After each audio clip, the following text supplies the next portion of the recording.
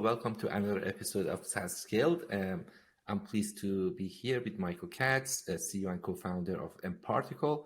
This is another very organic, casual talk with another software leader, and hopefully you can relate to it and you can join us when we publish it on social media by your comments, questions. We will be happy to hear from you and answer your questions there. Michael, welcome to the show. Thank you for having me. Happy Friday. Tell us a little bit about yourself, how you started the company, what the company is about, and what is the secret sauce or the idea behind mParticle. Oh yeah, there's a lot. So mParticle is a customer data platform. So we help large consumer brands unify, cleanse, transform their customer data. So the artifact that's created as a direct result of interactions between their customers, their audience, not just customers, but their entire audience and their like digital properties. Bring that in, organize it, unify it, cleanse it, turn the raw data into insights, give them greater context in terms of what their customers are doing, maybe where there's weakness or leverage in the customer journey, help them create hypotheses and build predictions, and then set those insights into action to drive growth or create personalized, adaptive experiences that everybody has kind of come to expect out of leading brands. And so mParticle's been around for 10 years. This is the second company that I've co-founded along with my brother Andrew. The first one was in the ad tech space, a company called Interclick. Took it public, Yahoo bought us. Learned a lot about helping customers leverage data, first party and third party data, to drive campaign and business results. And then stayed at Yahoo for about a year and then left to start mParticle. And so where we've been focused as a company for the past, 8 years, 9 years or so prior, was really around helping our customers solve like this data wrangling problem. There's more consumer platforms than ever before, creating more data than ever before.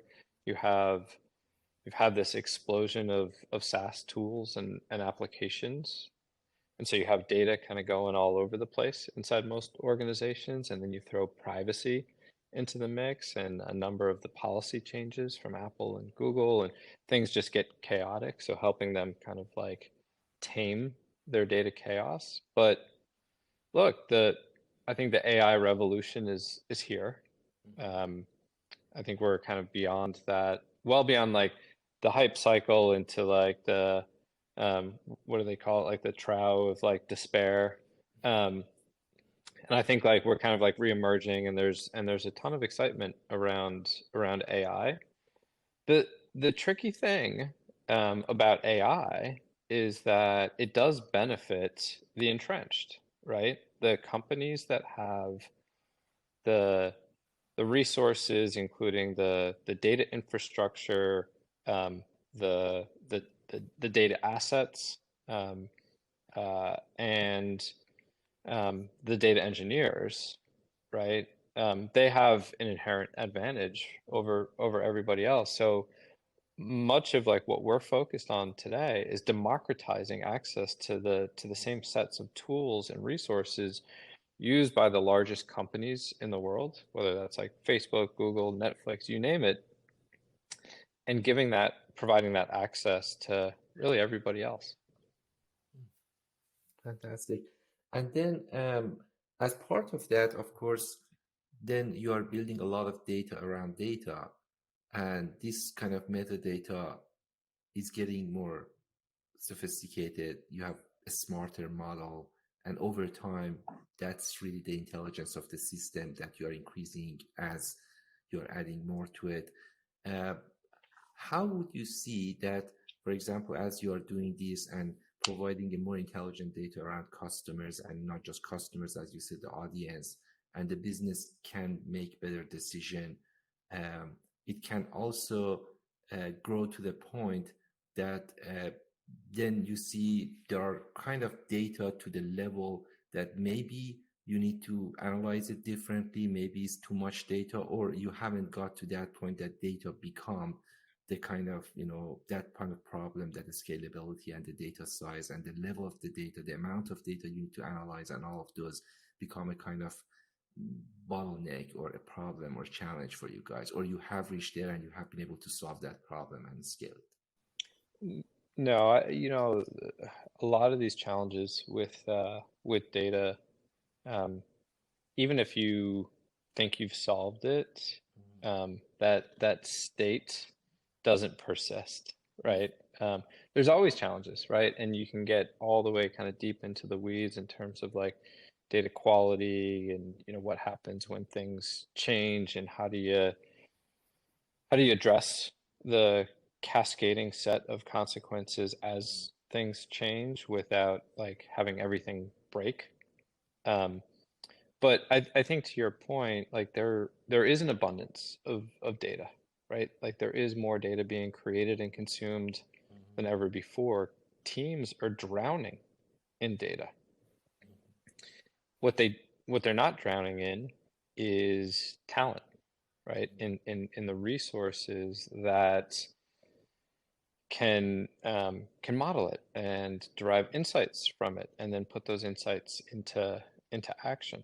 Um, and I think that's where we see a huge opportunity is in kind of like helping bridge that divide between the haves and have-nots so that you don't get this huge chasm that exists between the largest companies in the world and everybody else. Like it's important to level the playing field. And like I mentioned, it really comes down to three things. It's like the size and quality of your data set. It's the data infrastructure that you have, and then it's the resources. And there's a lot that can be automated. And so through automation, we can up-level existing resources for companies and help make them just be more strategic so they're not kind of constantly in the muck.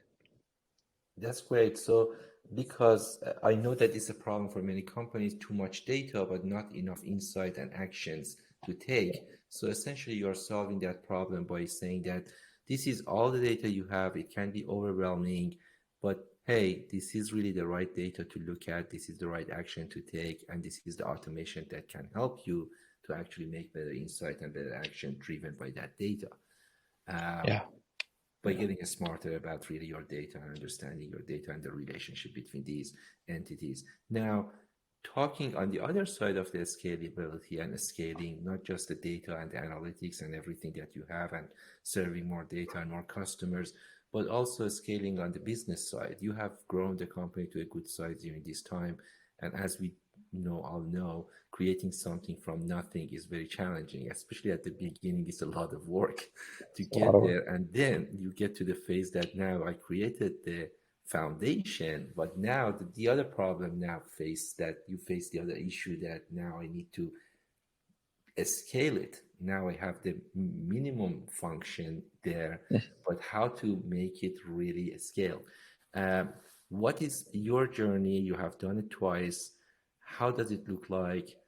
What is the best way that you would see, it's the best way to approach it based on the experience you have for the SaaS companies listening to you? Yeah. Yeah, it's a great question. And you mentioned like I have done it twice. I, I don't know if I learned anything the first time around. I feel like most of my views are based on my experience here at mParticle. And I think what I've seen, especially as the company's gotten bigger and bigger, is that businesses are just systems, right? Not in the technical sense, but in the more classical sense. Um, and so there's a number of inputs and there's an output.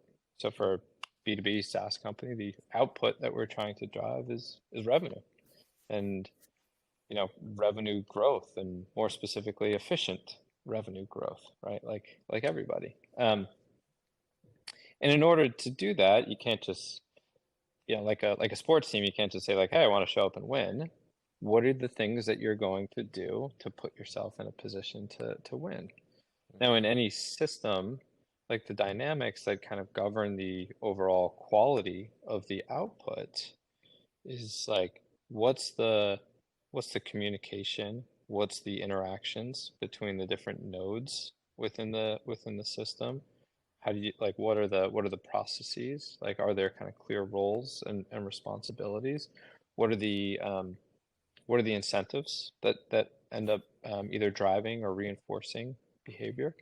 I think at, at InterClick, my first company, I thought of operations as just like it was almost like this Ouija board where like everybody kind of just like did a bunch of stuff and the thing moved, but I wasn't really sure like who was in control or like who was moving the Ouija board. And I think I had this realization probably about like 5 years or so ago. You need to make sure that you have um, a number of like really important subsystems kind of stacked up, right? Like there's levels. And I think within any organization, like probably like the most foundational system is your values system, right? Because that is like the default thing that everybody like for me, values are like the thing that people need or the behaviors that people need to default to in times of uncertainty or ambiguity, if they think nobody's looking or if they think somebody's looking, whatever, right? Like it all kind of starts there. But on top of that, you have like your information system, right? Which is how is the business, um, how is it instrumented so that the team or teams can make high quality, repeatable decisions, right? And then you have your kind of like business operating systems on top of that, right? And I'm kind of skipping some levels, but only once you have like the kind of foundation built can then you start to get into the, okay, now what's the process? How do I get information from here to here to here? How do I make sure that the information is communicated? How do I make sure that the information is received and understood, right? So like packets have to be sent, packets have to be received. Um, and making sure that like those things happen consistently. And that's where you get into kind of like rules of engagement with like meetings and meeting structure and always having to set an agenda and how to engage as a company. One of the things that we've seen um, to be like critically important is always starting any discussion around an important decision from the standpoint of like core principles, right? What are we actually trying to solve for? What do we believe? Stating things that would ultimately serve as a tiebreaker if you have like two or more very good and different paths, right?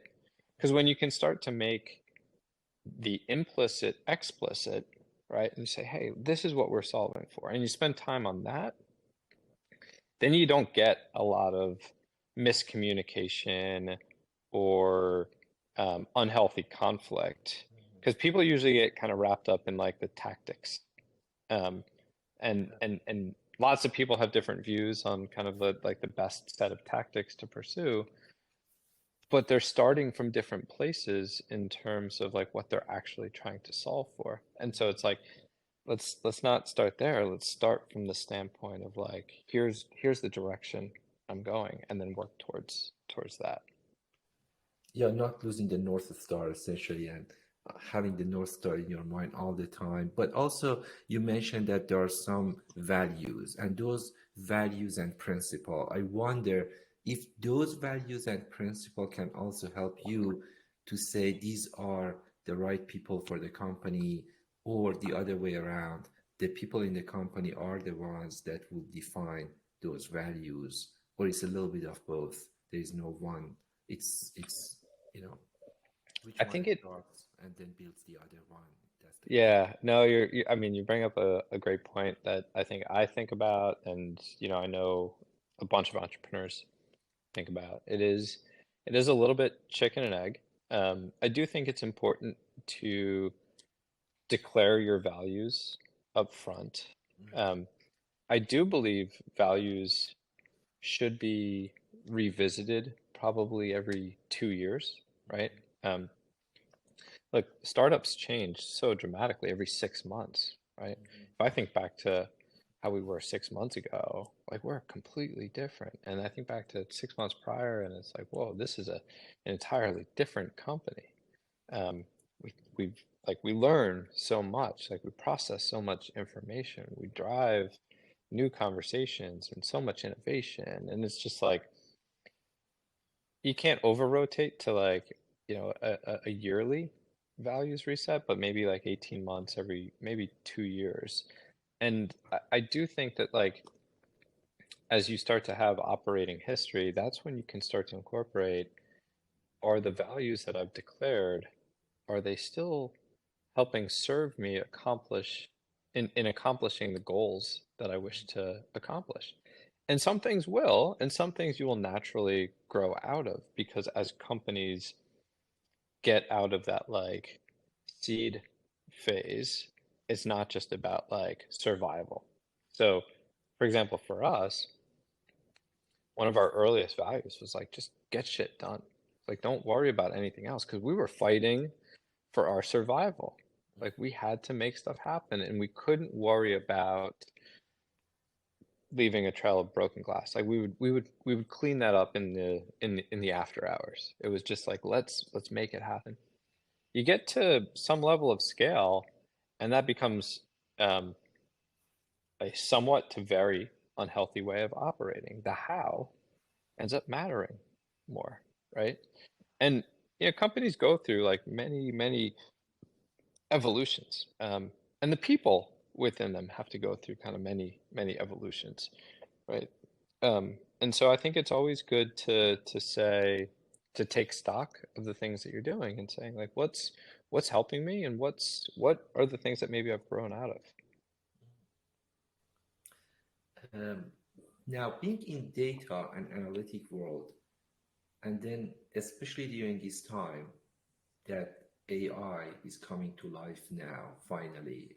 I Hmm. remember when I was a kid, every magazine I was opening, the science magazines, these kind of technology magazines, Of they were course. talking about when you speak with someone, you can see that person. I'm talking about 40, 50 years ago. And I was, that's cool. And then I got, a little bit older and older. It never happened.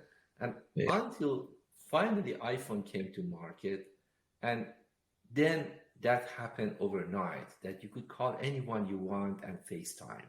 And Mm. that was really the first time that in a very, not just in a conference, very, you know, in a very particular, in a big company sitting in a conference room, but everybody person could really go there and just do the kind of, video conferencing. And that now we take it for granted. Now we are at the age that this kind of technologies, artificial intelligence technologies, are coming to the point that finally, after so many years talking about them, then we get to the point that we see that they are actually working. It's real. You can really go there and just, say, how do you see from a company that is dealing with customers' data, with analytic, what is the impact that you see that is going to happen, in foreseeable future in the next maybe 5 years? Yeah, so there's um, multiple fields within AI. Obviously, the one like kind of generate like the one dominating the headlines is like generative AI, right? That's Um, and that stuff is super cool. I think that that's going to be transformative, and it's quite frankly really exciting to see the rate of progress, the rate of change. I think that along those lines, that AI will accelerate the rate of change dramatically, and I think that that's going to create uh, challenges. It's also going to create opportunities. Um, when we look at either one over whatever kind of we want to define as like the existing baseline, the baseline would be like organic intelligence or like people-driven insights. The problem with humans is like when we rely on like intuition and gut, or if we rely on like loose heuristics, a lot of the times like we're we're flawed. Like we have limited compute capacity as humans. We have this database of experience. Like we have this data warehouse of experiences in our brain, which are kind of like everything that's happened over the course of our lifetime, which is like kind of makes up our subconscious brain. But we can't always recall the right things or the things that happen the right way, right? Um, and when you start getting into very large data sets that have um, high dimensionality, we just like we can't process the things that a computer can, right? And so I think, you know, one of the things that's going to happen um, is we're going to go from this point where like a lot of like the manual, maybe potentially highly flawed work that people do, especially in like the realm of marketing and advertising and personalization and customer experience. I think we're going to be able to remove a lot of like the human error and bias. Um, we should be able to automate things and make them much more objective. Like imagine if you could tap into everything that you experience in your life that's kind of stored in your subconscious, having that accessible in real time, um, in a kind of fully objective capacity. There's like infinite possibilities, right? Um, and so I think the first effect is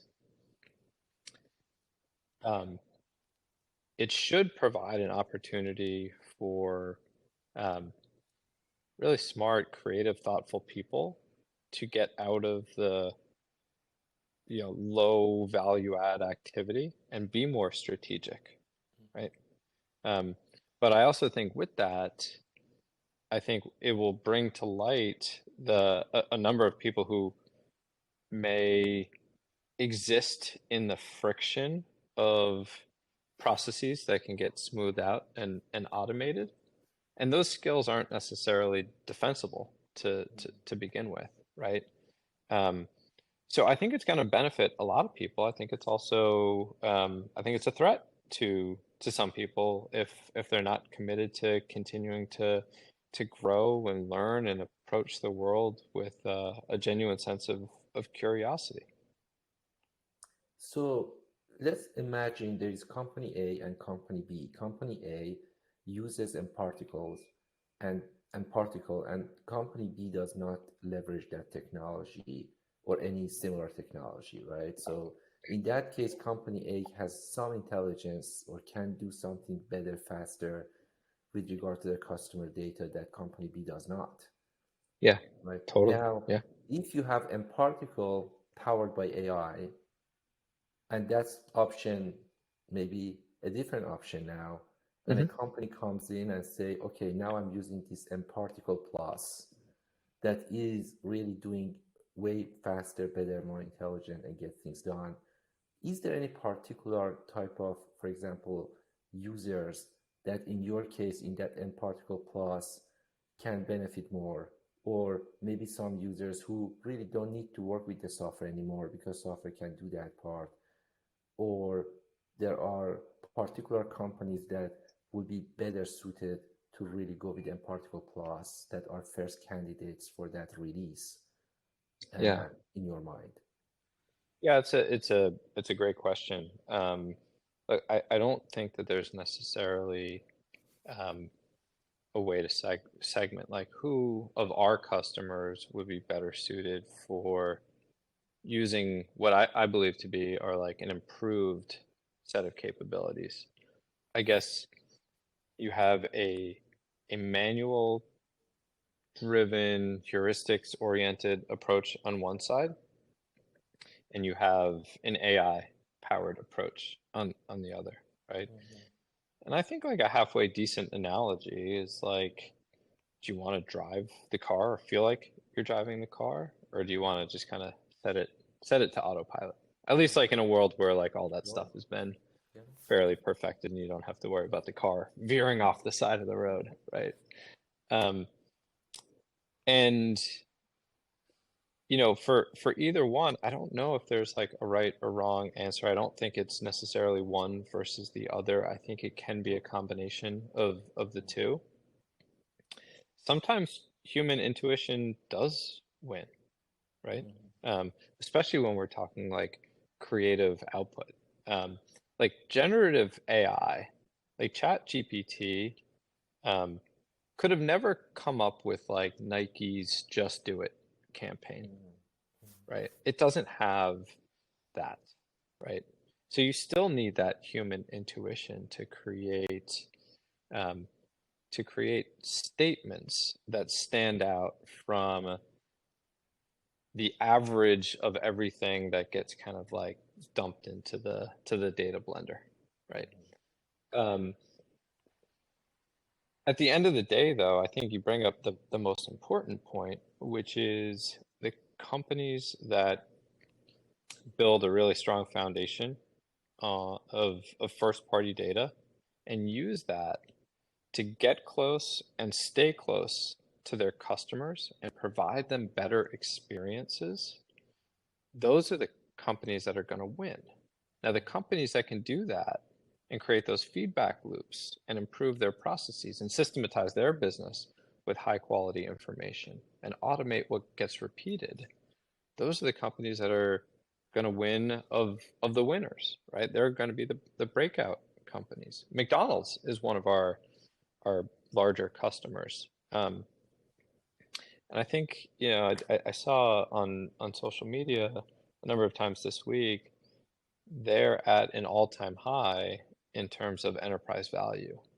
Um, and it's not just, from more sales, it's that there's multiple expansion, right? And a lot of it is driven by automation and intelligence. And I'm not saying like we are solely responsible for that, but I think that we have helped play a part in that. So the proof points they're out there. Yeah, I was very impressed with a resort recently. I was there in Lake Tahoe area. The whole time I was just communicating with a text box, Yeah. Yeah. right? So the entity on the other side was not a real person, but we had a great time, chatting with each other, right? So help me to make a reservation, ask me if I have any problem. If I needed anything, that chatbot was helping me with that very quickly, Yeah, very easily. And then the whole process was done. I checked out, I got out of there. My best friend was that virtual guy. So totally. Yeah, within some like relatively well-defined boundaries, those things are like amazing. yeah, If you need to kind of go outside the boundary, then it breaks down, right? yeah, But for the what, maybe 80, 90% of the use cases, yeah, why do you need a human on the other end, right? Set up a set of rules, especially if you have the ability to do natural language processing and you can build these linguistic models, like mhm, absolutely. Like, because I don't know about you, for me, I would much rather text anybody, whether that's like a friend or a restaurant or whatever, than have to pick up the phone and talk to somebody. yeah. No, that's amazing. Absolutely. Um, I do remember a friend of us came to our offices and realized, I didn't realize it. I even didn't realize it. He looked around and said, "You guys don't have a phone." Hmm. I'm just Hmm. looking around. There is no phone on the desks. Yeah, We realized we're right. I mean, we never noticed it, but there is no phone on the desks yeah. because, as you say, everybody is just communicating through Slacks and through messages and text and everything. But that's the way it's changing things. So Amen. Yeah, I mean, I remember that too. I think it was probably Well, when we started mParticle, it was 2013, and we got our first office shortly thereafter, and we had to get like a phone system.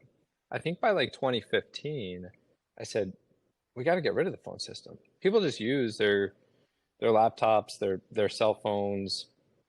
If we need to reimburse people for, some portion of like their cell phone plan, great, let's do it. But like, why do we need these like big clunky phone? I don't have a landline in my home.